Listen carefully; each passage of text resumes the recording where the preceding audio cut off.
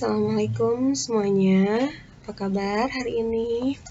Ya, senang ya rasanya Ibu bisa kembali untuk memberikan materi-materi kepada kalian dan semoga kalian masih tetap semangat meskipun di rumah ya. Dan pelajaran kali ini tema kita masih tentang organ gerak hewan dan manusia. Tapi kalau minggu lalu yang kalian pelajari itu adalah IPA-nya mengenai organ gerak hewannya. Kali ini yang akan kita pelajari adalah bahasa Indonesianya, yaitu mengenai ide pokok dan kalimat pengembang ya. Tujuan pembelajaran hari ini adalah setelah melaksanakan pembelajaran mandiri pada modul ini, kamu akan bisa membedakan ide pokok dan kalimat pengembang serta menceritakan hasil pengembangan paragraf dengan rasa percaya diri. Oke, kita langsung saja ya, mengenal ide pokok. Ide pokok adalah inti dalam setiap paragraf. Di dalam satu paragraf, terdapat satu ide pokok yang bisa terletak di awal paragraf, atau disebut deduktif, di akhir atau induktif, atau di keseluruhan paragraf. Ide pokok terdapat pada kalimat utama, sehingga dapat dikatakan kalimat utama adalah kalimat di mana terdapat ide pokok, atau gagasan utama, atau gagasan pokok, atau pikiran utama berada. Kalimat utama berfungsi untuk membantu pembaca dalam menemukan inti informasi dari sebuah paragraf. Jadi, ide pokok itu adalah kalimat yang dapat memberikan kita informasi ini bacaan tentang apa ya kira-kira gitu. Misalnya, kalau kalian menemukan sebuah bacaan, judulnya misalkan cara hidup hewan mamalia. Ya, kemudian di kalimat pertamanya adalah misalkan ada berbagai macam cara mamalia hidup, misalkan. Nah, dari kalimat itu saja kita akan mengerti bahwa si bacaan ini akan menjelaskan kepada kita tentang bagaimana hewan mamalia hidupnya, bagaimana hewan mamalia berkembang biaknya, bagaimana hewan mamalia makannya, misalnya hidupnya, tidurnya, dan segala macam akan kita temukan informasi itu. Nah, itu adalah ide pokok intinya gitu. Kemudian, nah, ciri-ciri kalimat utama. Jadi ide pokok bisa juga kita sebut sebagai kalimat utama ya. Ciri-cirinya ada 3. Yang pertama, mewakili isi bacaan.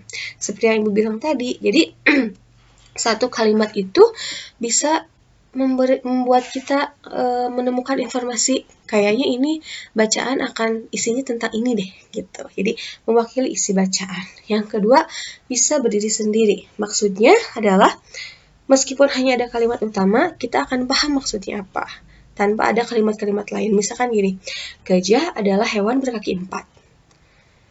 Tanpa ada kalimat-kalimat tambahan lain, seperti misalkan gajah tubuhnya besar, gajah memiliki belalai yang panjang, kita pasti tahu bahwa gajah itu memang kakinya 4. Jadi bisa berdiri sendiri tanpa ada bantuan kalimat-kalimat lain. Beda halnya jika gini misalnya contohnya. Gajah adalah hewan yang apa gitu. Jadi tidak sempurna kalimatnya gitu. Tapi kalau satu kalimat jelas gajah adalah hewan berkaki 4, maka kita sudah bisa menyimpulkan oh memang gajah adalah hewan yang berkaki 4 bukan hewan berkaki 2 gitu. Kemudian yang ketiga, menjadi kalimat yang dikembangkan atau dijelaskan oleh kalimat lain. Jadi kalimat utama ini bisa ditambahkan atau bisa ditemani gitu ya, bisa dibarengi dengan kalimat-kalimat lainnya yang disebut dengan kalimat pengembang gitu. Apa itu kalimat pengembang? Nah, kalimat pengembang bisa juga disebut sebagai kalimat pendukung atau kalimat yang menjelaskan ide pokok. Kalimat pengembang berfungsi sebagai kalimat yang mendukung informasi dari kalimat utama secara rinci. Jadi kalau dalam suatu teks bacaan itu kan pasti ada kalimat pertamanya, titik. Setelah itu pasti ada tambahan kalimat-kalimat lain dalam satu paragraf itu, ya kan? Contohnya seperti ini. Nah, ini adalah sebuah teks bacaan. Kalian lihat di kalimat pertama. Reptilia mempunyai sistem gerak yang khas. Ini adalah kalimat yang pertama. Kalimat yang pertama ini biasanya adalah kalimat utamanya atau ide pokoknya.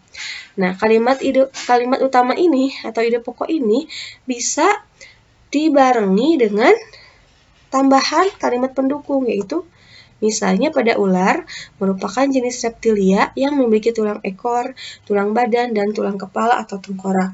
Tulang badan pada ular tersusun dari ruas-ruas tulang belakang yang jumlahnya ratusan buah. Tulang rusuk ular dihubungkan dengan tulang belakang otot-otot elastis. Hal inilah yang membedakan dengan vertebrata lainnya. Ular bergerak dengan merayap, yaitu dengan cara meleok-leokkan tubuhnya pada tanah dan batu. Nah, dari paragraf tersebut kita dapat melihat ide pokok dan kalimat pengembangnya. Yang mana? Tadi, ini adalah ide pokoknya, kalimat pertama. Reptilia mempunyai sistem gerak yang khas. Lalu, kesininya dari mulai misalnya pada ular dan hingga sampai kalimat terakhir, tubuhnya pada tanah dan batu, itu disebut kalimat pengembang. Jadi dikembangkan, ditambahkan, dijelaskan dari kalimat yang pertama ini. Gitu, jelas?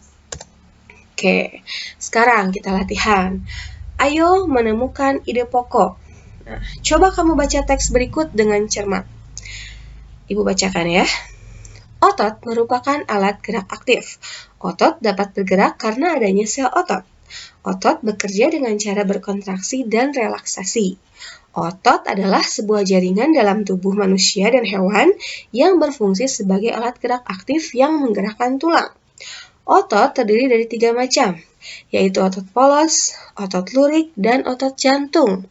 Otot polos bentuk seperti perahu, terletak pada organ dalam, nukleus satu di tengah, gerakannya lambat, tidak cepat, mudah lelah, tidak sadar tanpa perintah otak.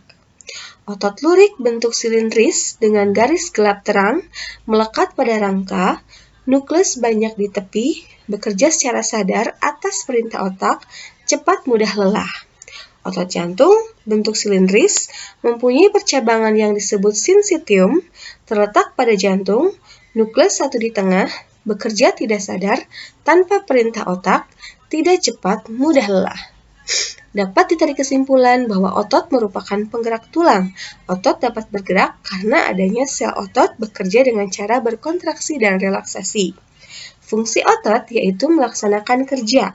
Otot lurik misalnya berfungsi untuk mengaktifkan rangka dalam berjalan, memegang, dan mengangkat. Otot polos berfungsi untuk mengalirkan darah, mengedarkan sari makanan, dan mengedarkan oksigen, sedangkan otot jantung berfungsi untuk menggerakkan jantung. Itu adalah kalimatnya. Setelah kamu membaca teks tersebut, cobalah bedakan ide pokok dan kalimat pengembang dari setiap paragraf dengan melengkapi tabel ide pokok dan kalimat pengembang dari setiap paragraf berikut. Kita lihat dulu ke teksnya. Dari paragraf pertama, nih, yang mana ide pokoknya atau kalimat utamanya? Apakah kalimat yang pertama, kalimat kedua, kalimat ketiga, atau kalimat keempat? Ya, jawabannya adalah kalimat pertama. Otot merupakan alat gerak aktif. Itu adalah ide pokoknya. Kemudian kesininya otot dapat bergerak sampai menggerakkan tulang, itu disebut dengan kalimat pengembang. Di paragraf kedua, yang mana kalimat utama atau ide pokoknya? Yang mana? Betul. Yang ini, otot terdiri dari 3 macam, yaitu otot polos, otot lurik, dan otot jantung. Itu adalah kalimat utama. Sedangkan dari kalimat kedua sampai terakhir disebut dengan kalimat pengembang. Di paragraf ketiga, yang mana kalimat utamanya atau ide pokoknya? Yes, betul lagi. Yang ini, dapat ditarik kesimpulan bahwa otot merupakan penggerak tulang. Otot dapat bergerak karena adanya sel otot-otot bekerja dengan cara berkontraksi dan relaksasi. Ini adalah kalimat utama. Sementara yang lainnya adalah kalimat pengembang. Nah, ini seperti ini tabelnya ya. Ide pokoknya, kemudian di sini kalimat pengembangnya.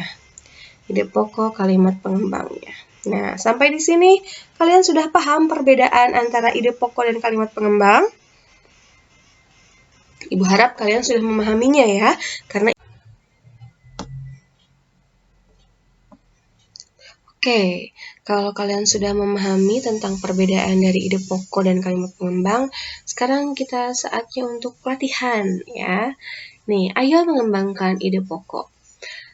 Tugasnya adalah ini. Kamu bisa membuat sebuah paragraf berdasarkan pemikiranmu sendiri.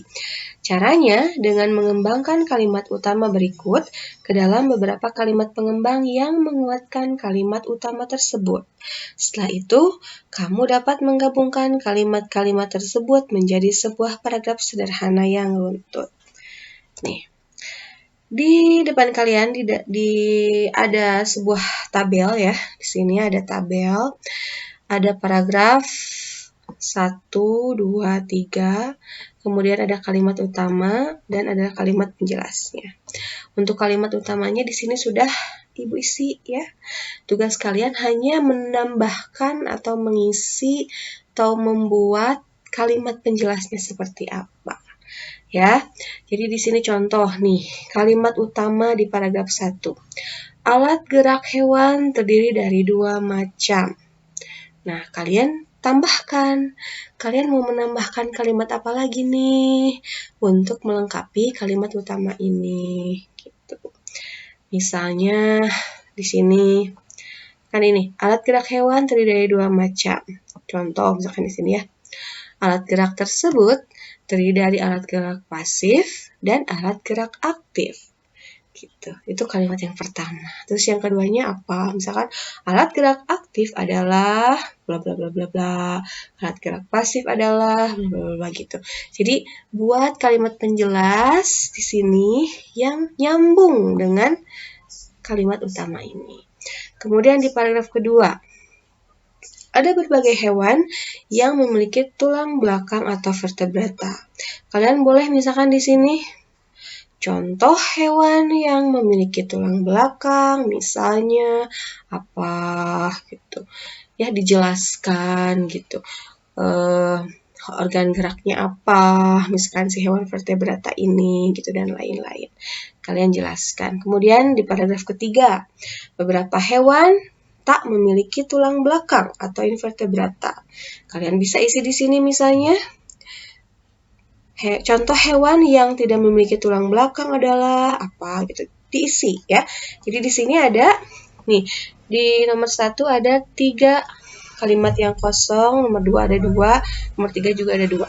Kalian isi dengan jelas, dengan sebaik mungkin dan yang pastinya harus nyambung ya, harus nyambung dengan kalimat utamanya. Ya, itu saja materi dan tugas untuk hari ini. Jika ada pertanyaan atau yang masih kalian belum pahami mengenai tugasnya, kalian boleh langsung japri ke WA Ibu ya. Kemudian kerjakan tugasnya dengan baik, dengan rapi, tidak perlu terlalu terburu-buru. Yang penting kalian bisa menyelesaikannya dengan baik. Dan ingat, semua tugasnya harus dikerjakan sendiri. Jangan dikerjakan oleh orang tua. Ya, boleh bertanya, boleh. Berdiskusi dengan orang tua, boleh.